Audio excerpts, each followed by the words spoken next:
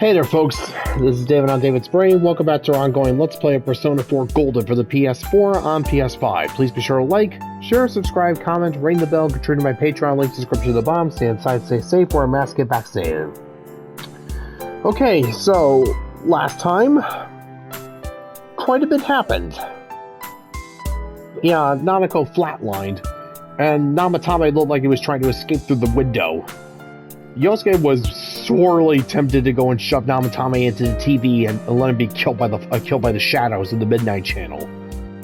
But luckily, we were able to talk him down, and yeah, Nanako managed to resuscitate. Nanako recovered a little bit. Yeah, she flatlined, but yeah, well, look. Long story short, she's all right. She's not out of the woods yet.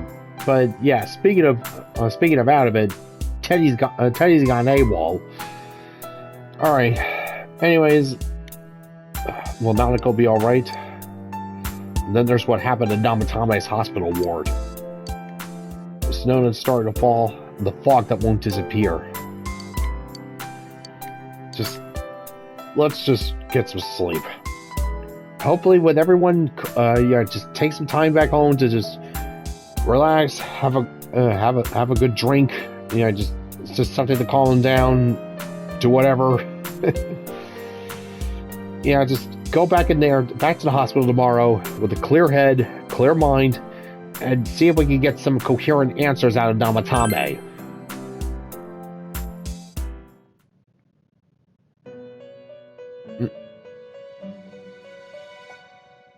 And we're back in the Velvet Room. Welcome. It's been quite some time. Okay, so, tell me you got some good news. Do not be alarmed. You are fast asleep in the real world. I have summoned you within your dreams. Now then, your journey has taken you quite a distance thus far. Do you believe you'll be able to successfully solve this mystery? I can solve it. Splendid! The precise destination of this vehicle, that too is getting rather hard to judge. If we continue driving blindly, we may end up leading you further away from the mystery that you must reach. Well, why don't we take a moment to look back on your journey?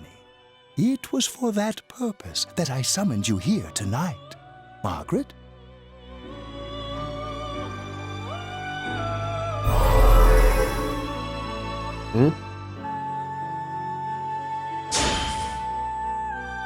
What's right? What you should choose to do in life? The answers to those things lie within you. I'm going to think about my life and set my own path. We are experiencing the words engraved into your memory during your journey. Failing to understand and failing to listen are rather different things. All right, let's go ahead and think this through as much as we need. If we leave any unanswered questions behind, we'll just be lying to ourselves. I'll think as hard as I can and try to help. Come on, we've accomplished this much together, haven't we? Right, together. And it seems you have comrades with you as well. Those heading in the same direction through this dense fog.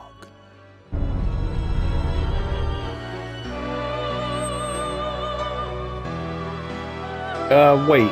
It stopped. Is it supposed to do that? We'll be parked for the moment while I confirm our current heading. As I mentioned previously, this year will signal a great change in your life. Though there isn't much time left, it can be worth your while to take the time to stop and reflect. People are like water flowing in a river. There is only one stream, but all who pass through it are affected differently. Some travel fast. Some change their course, experiencing countless events as they travel down the river of time. Just so. The state of this room reflects the scenery of your heart. Perhaps this may be a time for contemplation rather than action. Right.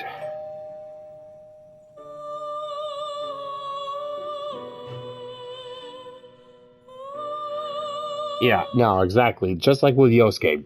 The best way to get through this is to stop and think.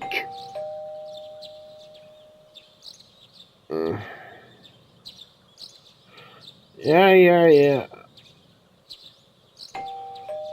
I'm coming. Just let me get some pants on. Teddy's missing. I looked all over the neighborhood, but I couldn't find him anywhere. Look, he'll be back soon. Don't worry. I hope so. Rise and the others are checking inside the TV to see if he's gone back to the other side. We're meeting pretty soon, so will you come with me to Juness? Right. Well, we, the audience, know where Teddy is, or at least have a good guess. We just need to wait for everyone else to catch up.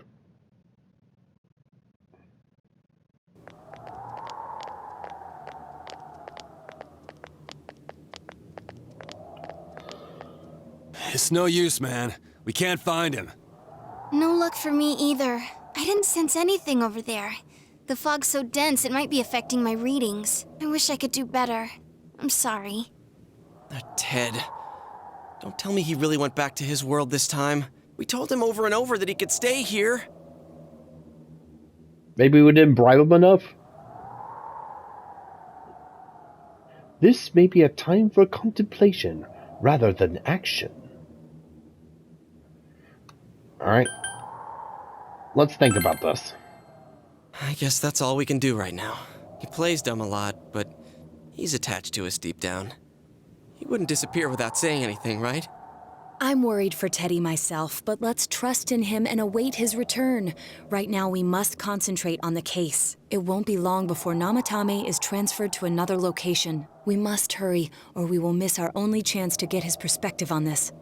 You know, I've been thinking about the case since, but something just doesn't seem right.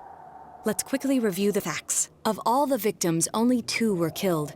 Miss Yamano, the announcer, and Saki-san. From the documents we found in the car, we know Namatame had some sort of dealings with them. After that, there were multiple attempted murders in which we were targeted. It was only when he took Nanako-chan that we caught him in the act, identifying his modus operandi in the process.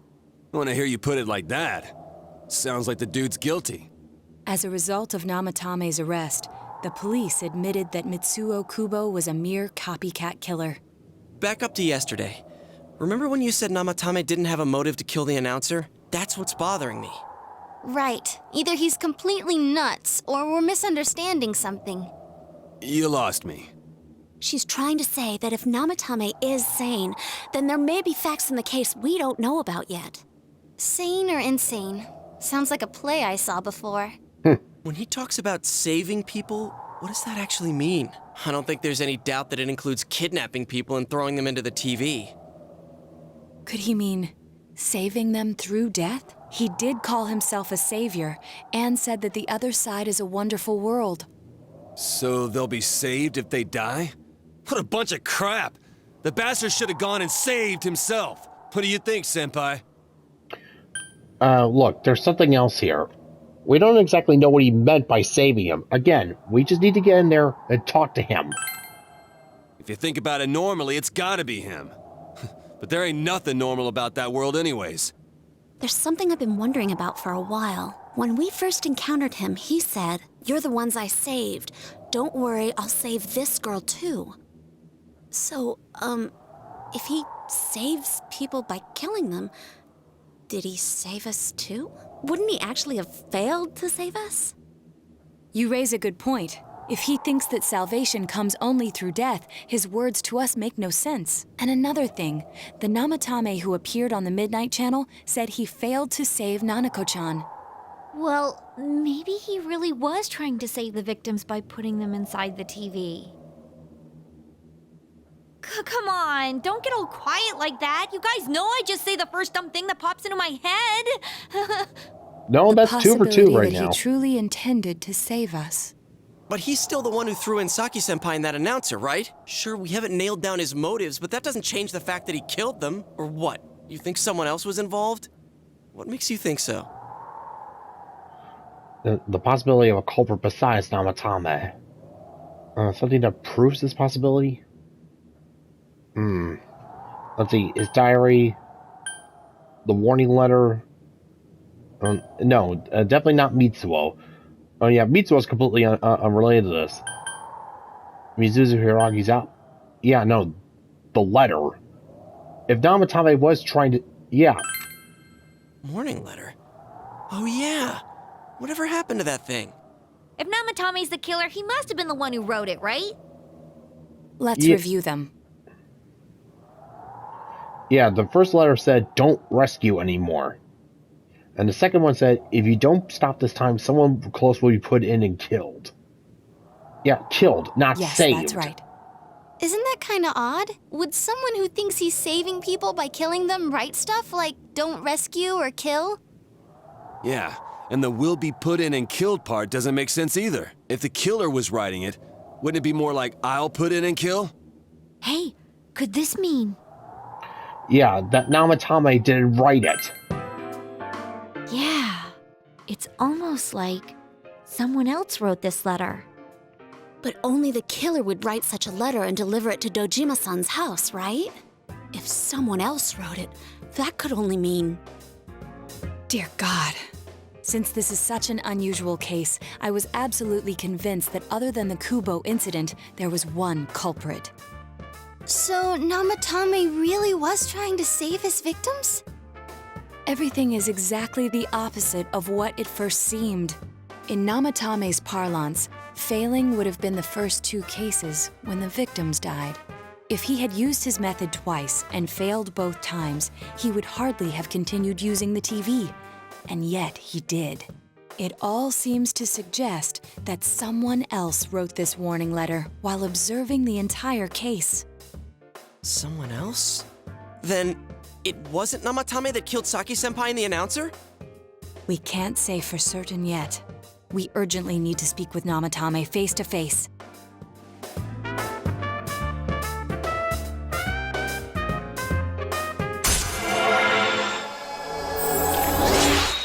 Alright, peeling off another layer. How though? After what happened yesterday, they said they're gonna tighten security.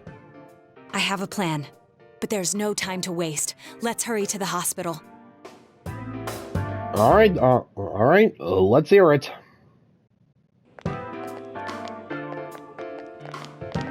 Hey, this place is off limits. I'm a consultant with the police. I'd like a few words with Namatame-san. May I go in? This is Unit 252, requesting confirmation on an ID. Name of Naoto Shirogane. Huh? Ah, understood. I see. Well, you're on the list. I can give you a few minutes, but I'll have to record your conversation with him for security purposes. Not that I expect you'll get anything coherent out of the guy. He's been spouting nothing but gibberish. I'd like him to accompany me as well. He has no identification, but this is an emergency situation, and he's here in Detective Dojima's stead. Huh? Detective Dojima sent him? I wasn't informed of this. I'll vouch for his identity. Well, I guess it's better than dealing with the man himself. We have our hands full with the transport procedures, so the last thing we need is Detective Dojima running wild. Detective Adachi is busy somewhere too. This is Unit 252. Huh? I see. Has something happened? There's something about a suspicious object out in the lobby. Ah, well then, this works out nicely. You should back up your colleagues downstairs. We'll keep watch over Namatame-san. A disturbance in a hospital lobby, after all. It sounds serious. If anything happens, hit the nurse call button. I'll leave the rest to you. Understood. Please be careful. I knew they were undermanned, but I didn't expect it to go this smoothly. Wow. Alright, pile up. Wow! There's nothing much inside that suspicious object, so he won't be gone long. All right, then now's our chance to talk to Namatame. Alright, so how are we gonna approach this?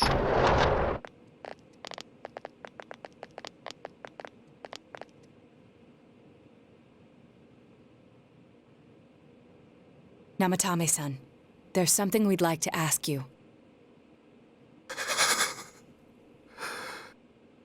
It's tempting to think that you were the culprit behind this entire case, and to be honest, there are many in this town who hope you are, but we are here to learn the truth. So please, answer our questions. Huh? Alright, well, good. He's not catatonic. So that's a start.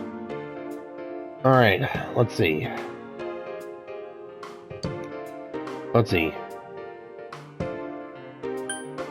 Did you kill those two girls?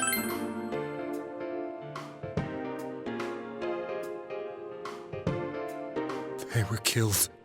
I couldn't save them. Alright, is saving killing people?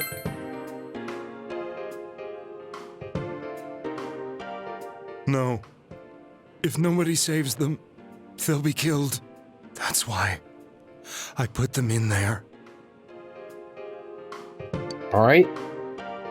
So he's saving people by putting them into the TV to prevent them from getting killed. Alright. $1 million question. Who did you throw in first? Huh? Me? Yukiko. Then tell me if my estimation is correct so far. After discovering the Yamano and Konishi incidents, you realized an appearance on the Midnight Channel meant certain death. Thus, to save her from that fate, you kidnapped Yukiko Amagi.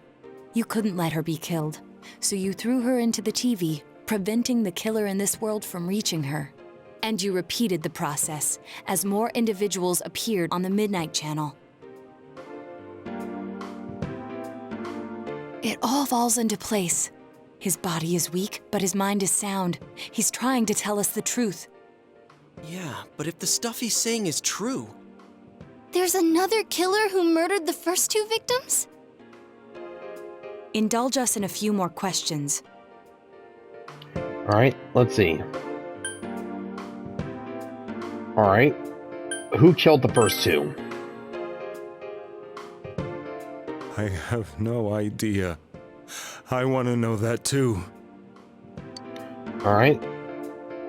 Let's see, why did you enter the TV?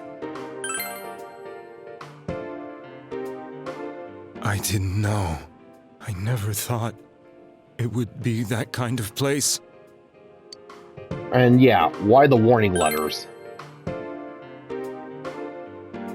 What are you talking about? As I thought. You believe me? Did they find him? Did they find the one who did such cruel things? Mayumi. Please calm down. Our ability to find the culprit rests on you. We know about the other world. In fact, we're the only ones who can fully understand what you have to say. Only you? We did blame you for everything at first, but now I think we can accept whatever you got to tell us as truth. Please, tell us everything you can, calmly and slowly. You're willing to listen? Do my story?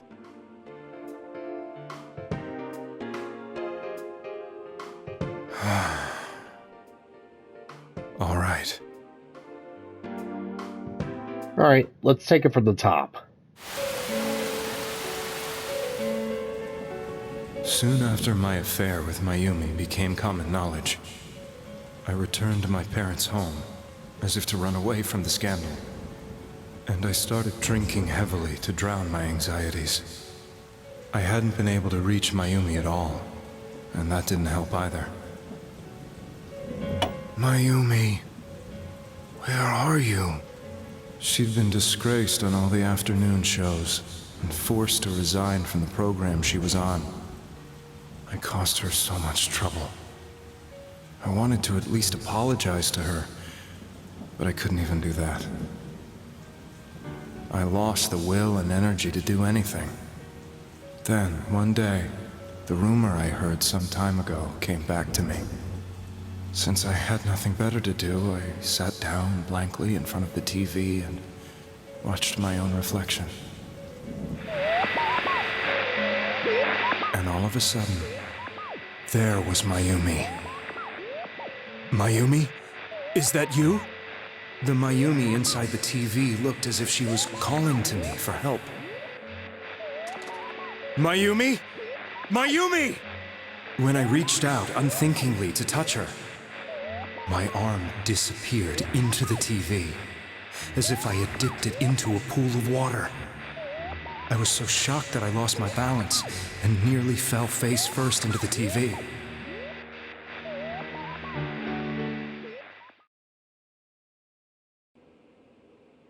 I was so scared. I couldn't understand what just happened. I thought maybe I'd gone insane. In the end, I decided to think of it as just a dream, and I went back to the city the next day after finishing work. The next afternoon when I got to work, I was fired on the spot, as I expected. That wasn't what broke me, though. It was Mayumi being found dead. And not just that, but it had happened in my hometown.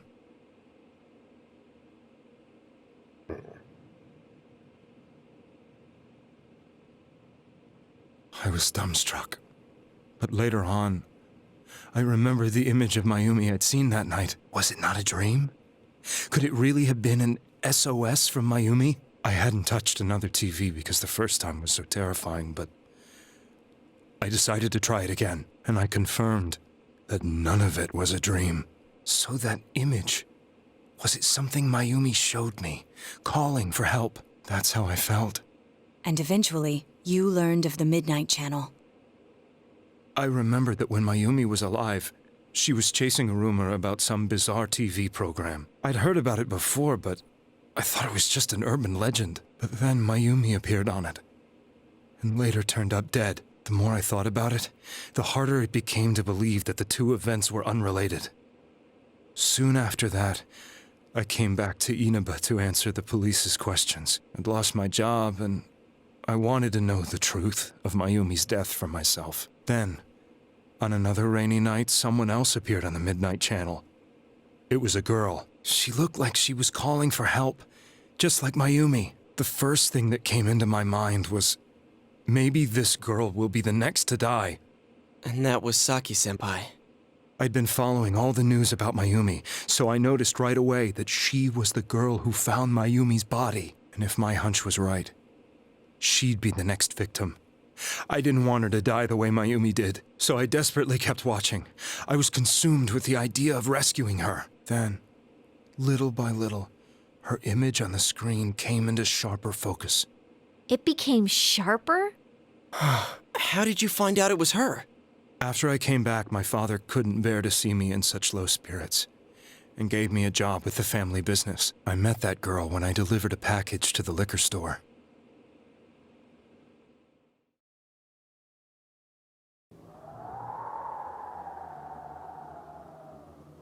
After agonizing over it, I decided to meet her, and told her to be careful.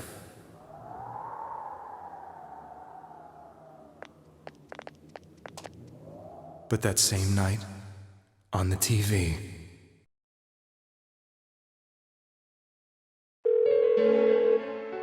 she looked as if she was being engulfed by some black shape. She was writhing in pain. That's why I warned her. Why won't she pick up the phone? Come on, please!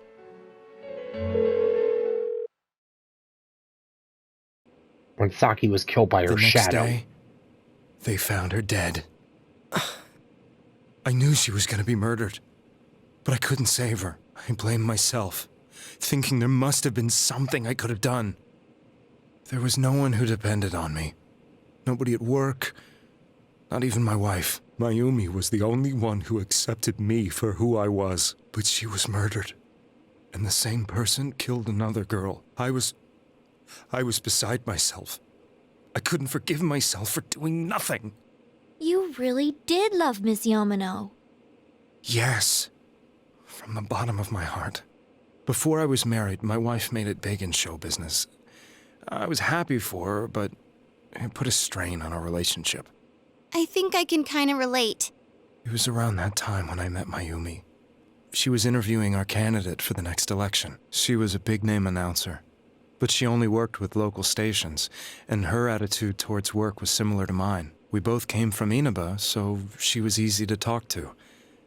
I knew it was wrong, but I couldn't help getting intimate with her. She gave meaning to my life. Soon after Saki-san was found dead, yet another girl appeared on TV. That was you.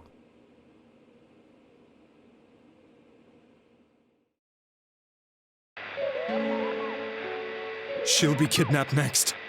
And murdered. I can't let her end up like Mayumi and that other girl. This time, I'm gonna do something.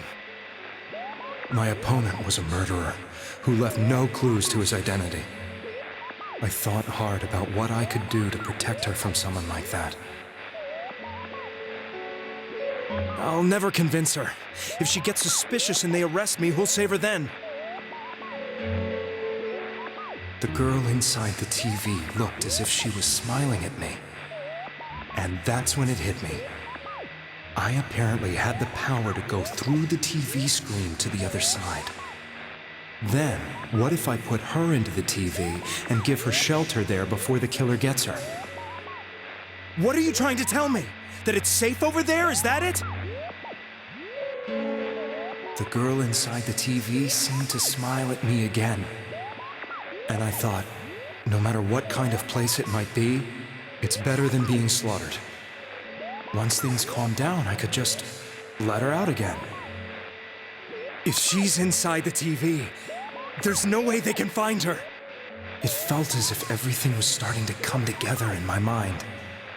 Could it be that Mayumi gave me that power to prevent any more victims from meeting her fate? Was it my mission to save people? But there was a big problem. If I explained the situation to the victim, they wouldn't understand. I had already tried that and failed miserably. It seemed the only thing I could do was to take them away. If that was my mission, I'd just have to do it. Or so I thought. Mayumi, please lend me your strength. Well, it does make logical sense there. So, since you thought people who appeared on the Midnight Channel would be killed, you kidnapped us in order to save us. Mission? Give me a break! You never stopped and wondered about any of this? I thought I was the only one who could help them. I did call the police, but they didn't believe me. I knew the area well, thanks to my job. I had a large truck, and I could move around without suspicion. I thought my job as a delivery man would be the perfect cover for my mission. I thought no one else could do it. But are you telling me that I wasn't saving them? Quite the opposite, actually. If a person is still within the TV world when the fog appears here, they will die. Beginning with Yukiko-san, the people you thought you had been saving were, in fact, in mortal peril. It was my friends here who really saved us all. I had a feeling that was it. When I went after that little girl and entered the TV myself, for the first time, I had some doubts about myself. You refer to Nanako-chan, correct? The police were after me, so I had to get away. But I still felt I needed to do everything I could to save that poor little girl. That's why I went in after her. But the TV world was completely different than I imagined. Such an abominable, grotesque place.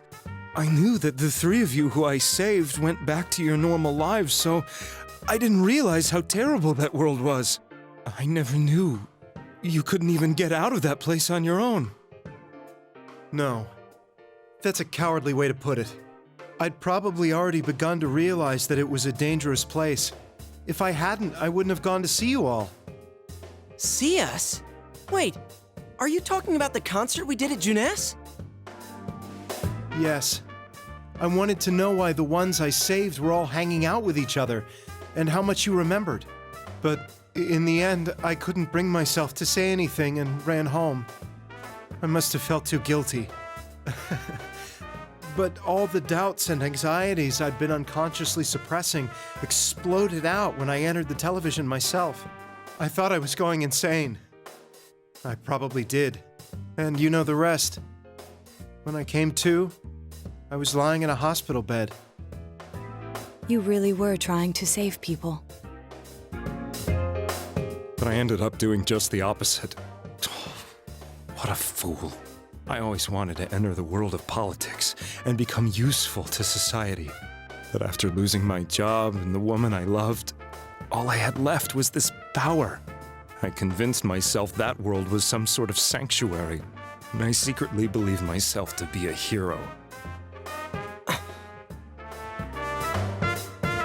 I never doubted what I saw on TV, and believed everything was as I wanted it to be. I didn't think for myself at all. That's why I couldn't protect them. I'm to blame for all of this. Look, what's done's done. I suppose so. But the things I've done are too serious to be brushed aside like that. I have no intentions of running away from my crimes. I'm prepared to face the consequences. Kidnapping is already a serious crime. And on top of that, I put all those lives in danger. I'm sorry. The Midnight Channel and the other world? You can hardly be blamed for failing to understand them properly. We must apologize to you as well. Had we let our emotions blind us to the truth, we would have piled all the responsibility on you. I guess from your point of view, people did stop dying once you started saving people. Mm-hmm. The more you did it, the more you really believed you were preventing their deaths. I'm such a joke. I'm sorry. I'm getting a little tired. What are you all crammed in here for? Well, our time's My up. apologies. We'll be leaving now. Wait. I beg you, please, find whoever's behind this. You children are the only ones who know about that world. That's the plan.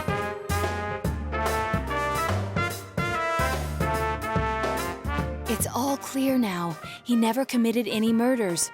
It was another party who threw the first two victims into the TV. And yeah, once we, once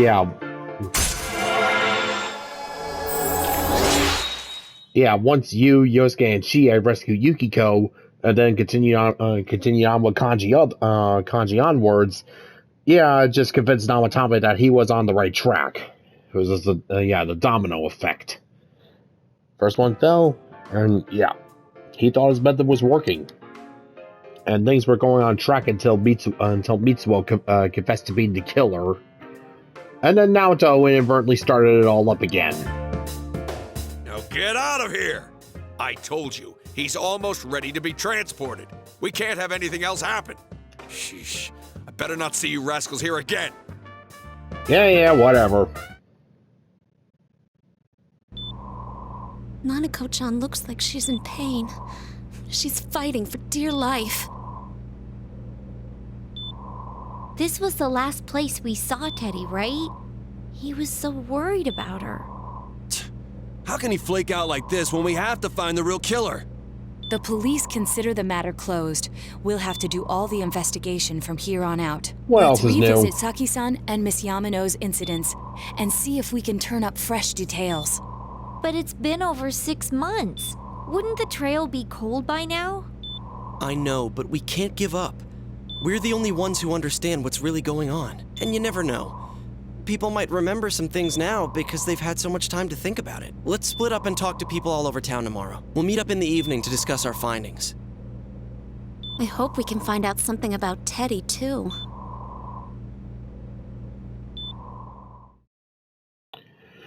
Alright, so gonna run around and start investigating around town.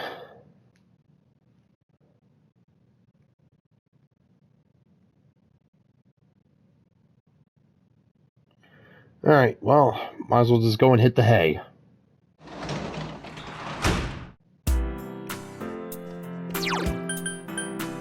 Alright, let's... Oh. Oh.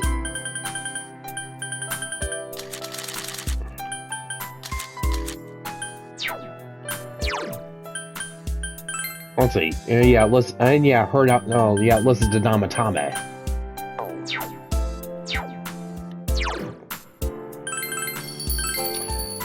Okay, so yeah, we got Namatame's side of the story, and yeah, it turns out that the only ones who was responsible for were Yukiko, Kanji, Rise, Naoto, and Nanako. Yeah, but then that means that there's that the real killer, the one who killed Mayumi and Saki, is still out there.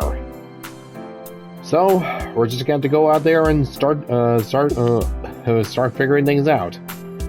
All right, till next time, folks. This is David on David's Brain. Stay inside, stay safe, wear a mask, get vaccinated. Bye bye.